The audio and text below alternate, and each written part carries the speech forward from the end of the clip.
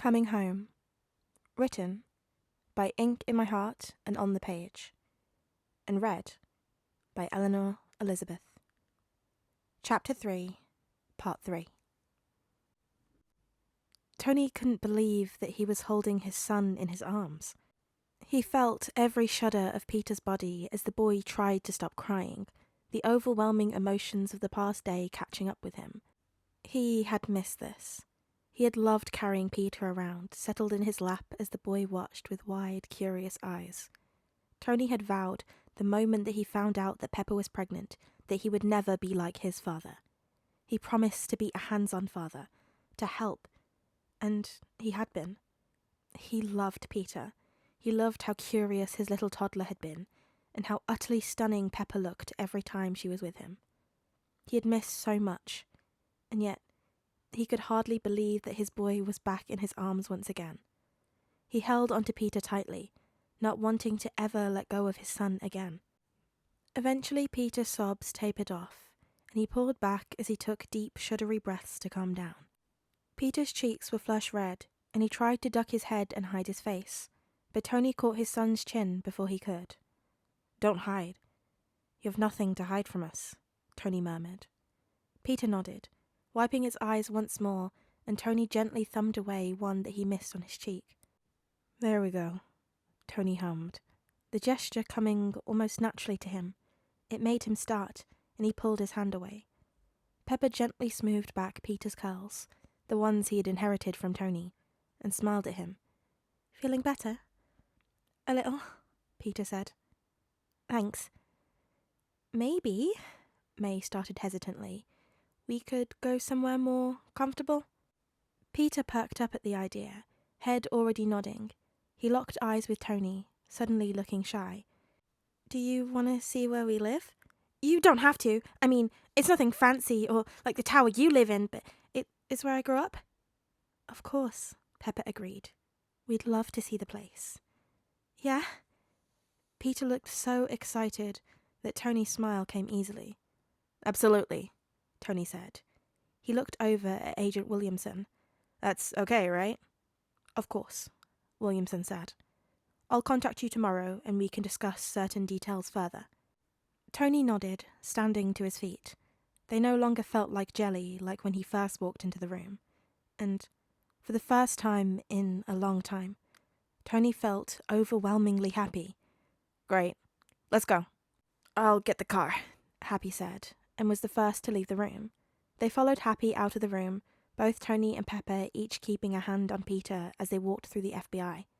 Tony was aware of May following behind them, but he couldn't step away from Peter.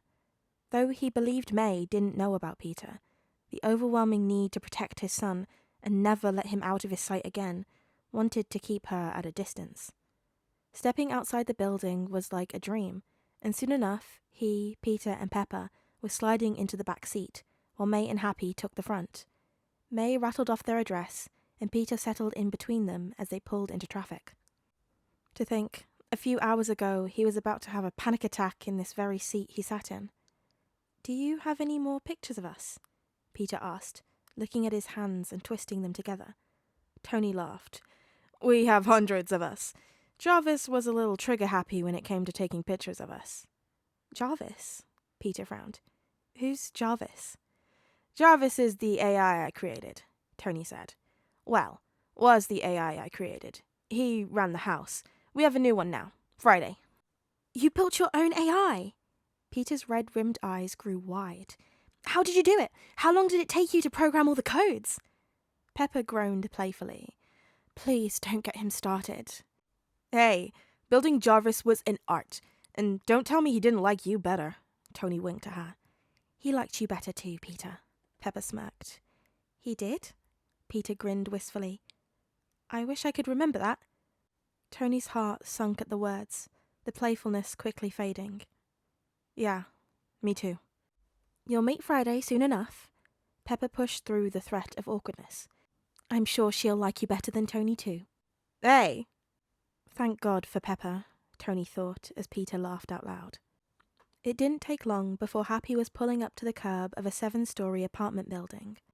Their car was by far the nicest that was parked in the street, and they earned several looks by those who walked past.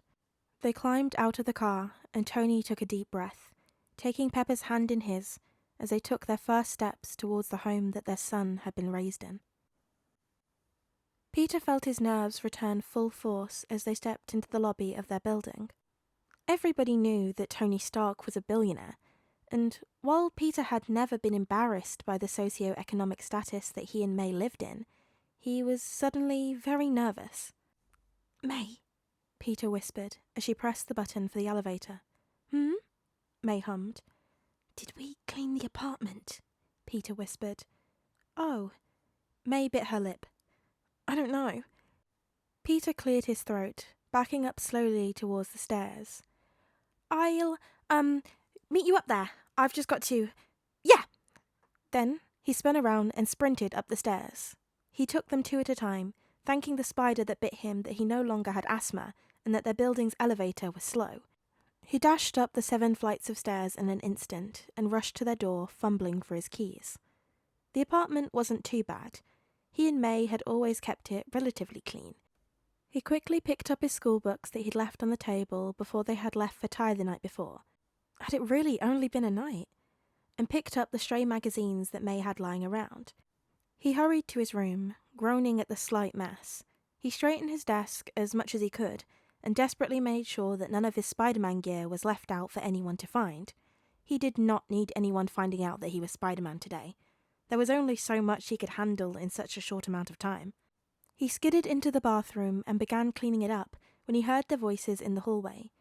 He quickly sprayed the air freshener and listened to the door open and the shuffling of footsteps as everyone entered their apartment. "Peter?" May called. "Just a sec!" Peter shouted back. He caught his reflection in the mirror and paused. So much had changed in one night, but Peter didn't look any different. His face was pale and blotchy pink with tear stains, but he hadn't changed at all. He wasn't sure why he had expected to. At the sound of the kettle starting to boil, Peter splashed some water on his face, drying off with a towel before he stepped into the living room. "Tea or coffee?" May asked, as she pulled down several mismatched mugs from the cabinets. "Tea, please," Pepper said. "Tony will have all the coffee you own." "Happy, what can I get you?" May asked. "Coffee." Happy moved to join her in the kitchen. "I'll help." "Peter, why don't you give them a tour?" May smiled encouragingly at him. "Oh, yeah, sure," Peter nodded. He looked around, unsure where to start. I guess this is our kitchen and living room, where we do all our, cooking and eating."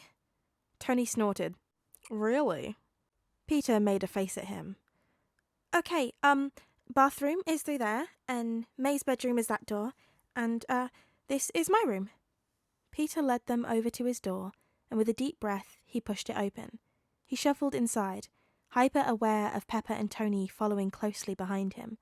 He shuffled over to the computer he had built with Ned, picking up the closest tool and fiddled with it. "You like electronics?" Tony asked, sliding close to him and checking out the arrangement of pulled-apart electronics that littered his desk. "Oh, yeah, I build most of it myself, like this computer." Peter started to ramble. "I found all the parts, me and Ned, he's my best friend, we put it together." "You buy this second-hand?" Tony asked, picking up his latest find, a DVD player. "Oh no, this is all from the trash." Peter shook his head. "I found that yesterday. A perfectly good DVD player, and somebody tossed it." "I knew it," Pepper laughed. "I knew you would inherit Tony's need for tinkering with things." "This is amazing," Tony beamed at Peter. "This is college-level stuff you're doing here." Peter blushed, shrugging under their praise. "It's fun, that's all." "You are gonna love my lab." Tony shifted away, eyes roaming curiously over everything. "It's a kid's dream." "What else do you like?" Pepper asked, sitting down on his bed. "Do you play any sports?" Peter hesitated for a moment before he joined Pepper on the bed. "No, I have bad asthma." Pepper frowned, worry creasing her features. "How bad? We never saw any signs of asthma." It was weird, Peter thought, that they knew him as a baby. He had lived with Pepper and Tony for 3 years, and he didn't remember any of it. They remembered him. knew what he had liked and didn't like, but now they were strangers. I can't play sports without having an asthma attack, Peter shrugged, but it hasn't been playing up for a while. Hadn't since he'd been bitten by the spider. Pepper nodded, and she relaxed, but a hint of worry still remained. Peter hated that he had put it there.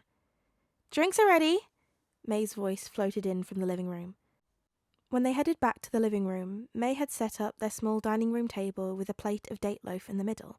They all took a seat around the table, Happy choosing to hover nearby, eyes darting around the apartment. "Have some date loaf," May offered. "Yeah," Peter offered the plate to Tony.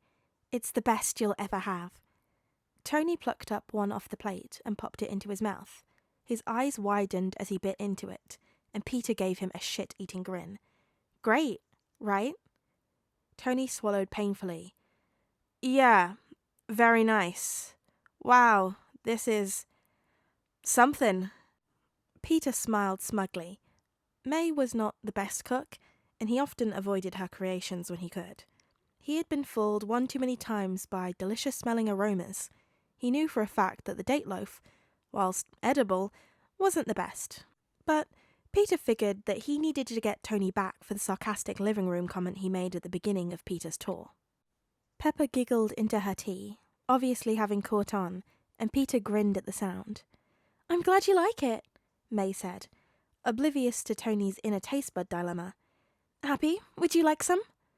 "I'm good," Happy said, deadpanned. "Go ahead, Happy." Tony turned in his chair, staring at his friend. "Try it." Happy opened his mouth to retort, but was interrupted by the sound of a phone ringing. Tony patted his pockets before reaching inside the grey blazer he wore and pulled out the latest Stark phone. He winced at the name that flashed on the screen and looked apologetically at Pepper. "I have to take this," he said. He stood up from the table and shuffled to the far side of the living room before picking it up. "Hey, honey bear." Peter sat back in his chair, snatching up a piece of date loaf and bit into a piece, chewing it while he focused on hearing what Tony was saying. "Tony, where are you? You're supposed to be in this meeting," a male voice said on the other end. "I know," Tony muttered. "Something came up." "Are you in your lab? Because I will come down there and drag your ass to this meeting." Tony scoffed. "I'd like to see you try." "Tony, this is important. Fury is not happy that you're skipping out on this meeting, and I've got Rogers glaring at me from across the table right now." "Like I said, Rhodey, something came up," Tony said. Rhodey and Rogers. Peter tried not to choke on the piece of date loaf as he realized that Tony was talking to Colonel James Rhodey, aka War Machine, and Captain America. "What came up, Tony? What could possibly be keeping you from this meeting?" "Peter," Tony mumbled. There was a pause on the end of the line, and Peter could hear Rhodey's sharp intake of breath. "You having a bad day?" Peter frowned at this. Did Tony often have bad days because of him? And what exactly did a bad day entail? Tony let out a little laugh. "The opposite, actually. Rhodey, we found Peter." "You found Peter? You found him? You know where he is?" Peter felt Tony's eyes on the back of his head, and he did everything to try and look as if he was listening to May and Pepper talk. "I'm in Queens, looking at my kid right now," Tony said. "God, Rhodey, you should see him. He's perfect." Peter dropped his gaze to the table, eyes watering up once again at the emotion he heard in Tony's voice. "How did you find him? How did this happen?" "It's a long story. I'll fill you in later tonight," Tony said. Go be with him. I'll talk to you later. Tony, I'm so happy for you and Pepper." "Yeah, me too." Tony paused, taking a shaky breath. "I didn't think I could be this happy again." "I did. Go." Tony hung up the phone, and a second later he was dropping back into the seat beside Peter, his arm draped over the back of Peter's chair as he reached for his coffee, taking a sip. "Not bad," he murmured. Peter leaned back into his chair, feeling Tony's arm through his jacket. It was a nice feeling, he decided. "What did I miss?" Tony asked. "May was giving me her recipe," Pepper smirked at her husband. "Great," Tony fake cheered. "The Avengers will love it." "You have a really nice home," Pepper commented, looking around the place. "It looks like you and Peter are really comfortable here." "We have been." May fiddled with her mug. Things have been a little tighter since Ben passed away, but we've done fine. There is a really great tie shop down the block, Peter offered. The owner larbs May. May stuck her tongue out at him. Oh, he larbs me, does he? He gave you free rice pudding. Peter scrunched his nose. Everyone knows the way to a woman's heart is food, Tony said. Your father gave me strawberries in an attempt to woo me. Pepper smirked at Peter. He forgot that I'm allergic to them. Peter whipped his head around to Tony, eyes widening. Wow, betrayed? Tony glared at Pepper. It was a romantic gesture. Ah, yes, Pepper hummed.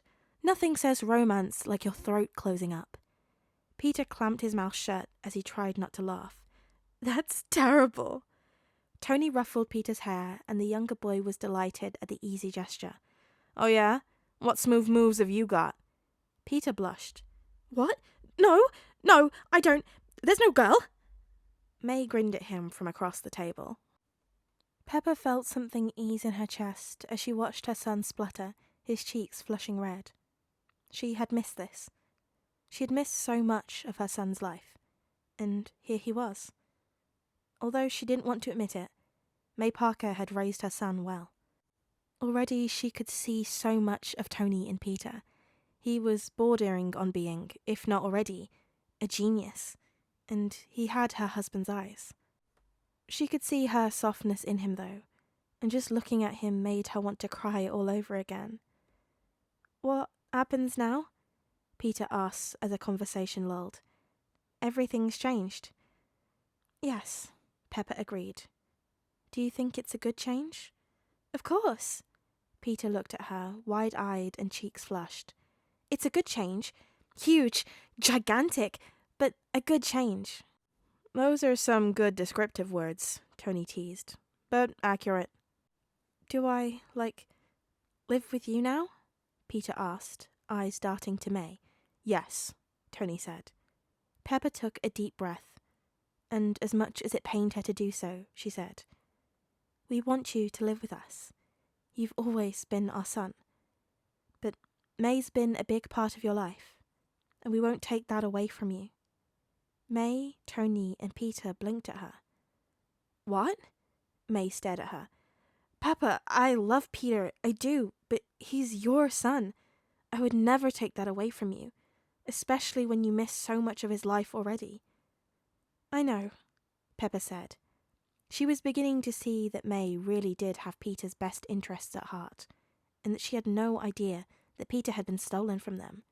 She was truly his aunt. Thank you for saying that. This is all going to take some time to get used to. Peter nodded slowly. I'm all May has left. I don't want to leave her. We won't make you. Tony placed the hand that had been draped over Peter's chair onto his son's shoulder. Like Pep says, May's been a big part of your life. Pepper smiled at Tony, proud of the way that he was handling this. She knew he would rather scoop Peter up and hide him away in the tower so that they could never be separated again. She appreciated the effort he was going to, and going against what his instincts were telling him. Obadiah had nearly killed Tony in that cave, but he nearly destroyed her husband when he took Peter. It had taken a long time for Tony to come to terms with what had happened, though he never stopped blaming himself.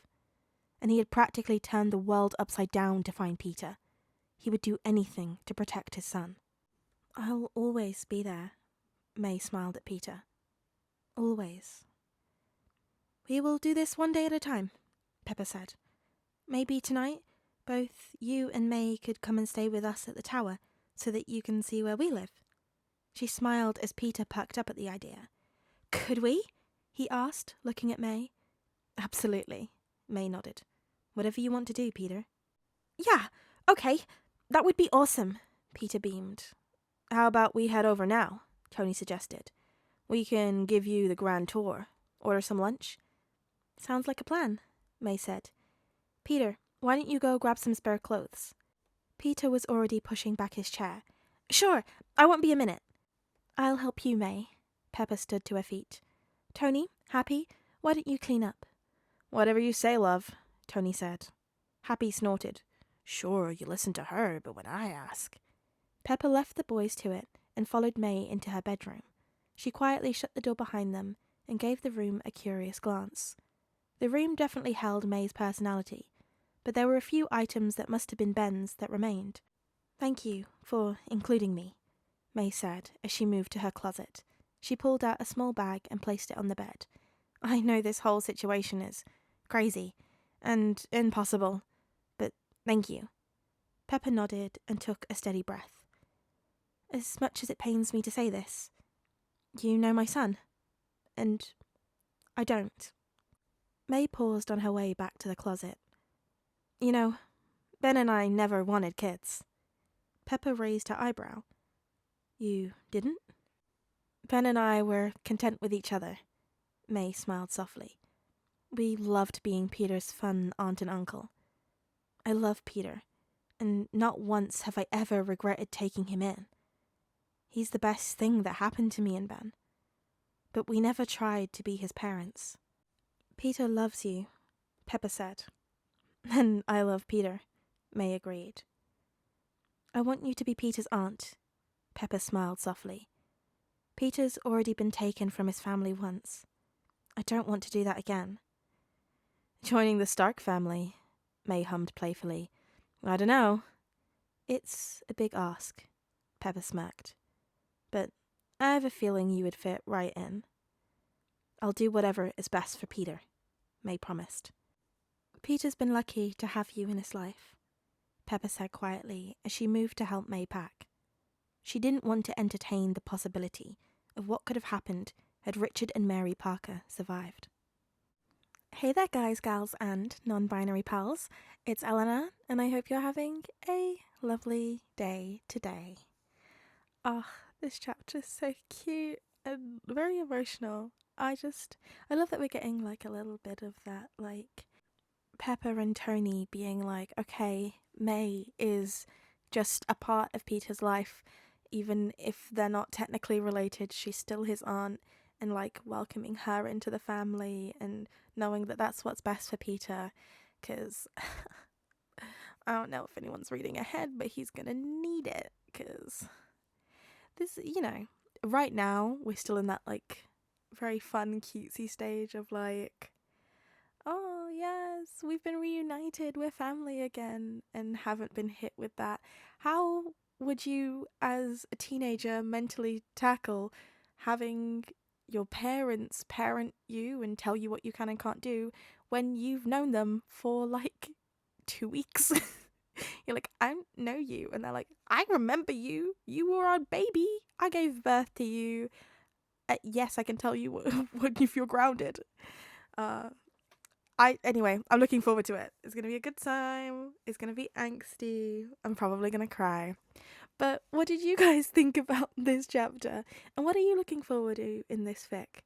Have you ever thought about the implications of what this would actually be like? Because the more I think about, because I love this scenario, it's one of my favorite tropes. But the more I think about it, the more I deep it, the more I go, this would actually, like, the implications. It would go so deep. So, yeah. Basically, don't be surprised if you see me read another, like, 12 of this exact scenario. Well, not exact, because they all happen in slightly different ways, but, there's one that I want to do that's quite interesting, where Harley and Morgan are also Pepper and Tony's kids, and it was just like one of the siblings got taken, and I'm like, oh, and how does that affect it? There's one that's like Peter was Morgan's older brother, and she's like, I saw him, that was my brother, he came and he saved me because he's like Spider-Man. Anyway, I don't know why I'm spoiling other fics for you. But yeah, if you want to, me to do some of those other ones, please let me know in the comments down below if you're interested in this guy. If you're as invested in this scenario as I am, then let me know. Also, let me know how you're doing. It's been a while. I know it's been like a week since I've updated, and like I think like a month since I did the last chapter of this. I'm sorry. I will try and keep on top of this one as well. If that's something you want, be sure to show me your love by leaving a like, if you liked it. And to boost my serotonin levels, you can also subscribe to be notified whenever I make new videos. It's a good time. You can also check out my huge backlog of fics. There's been a lot of them, so hopefully there'll be something to take your fancy out. You can also join the Discord if you'd like, because it's a fun time, or support me on Ko-Fi. Also, if you haven't, there is still time to enter the 2000 subscriber giveaway. I'll link the video attached to it below, but if you want to win a microphone like the one I have, entries are closing this Saturday, so be sure to get them in before then. But until I see you again, be sure to practice some self-care. You need to be going to bed on time so that you can get all those hours of sleep. Eat your 5 a day, get your vitamins and nutrients or I will fight you. Brush your teeth, and please, please, for the love of all that is holy, drink some water. You dehydrated cretins. Get on board with it. Yes, this is a threat. And I will catch you guys laters.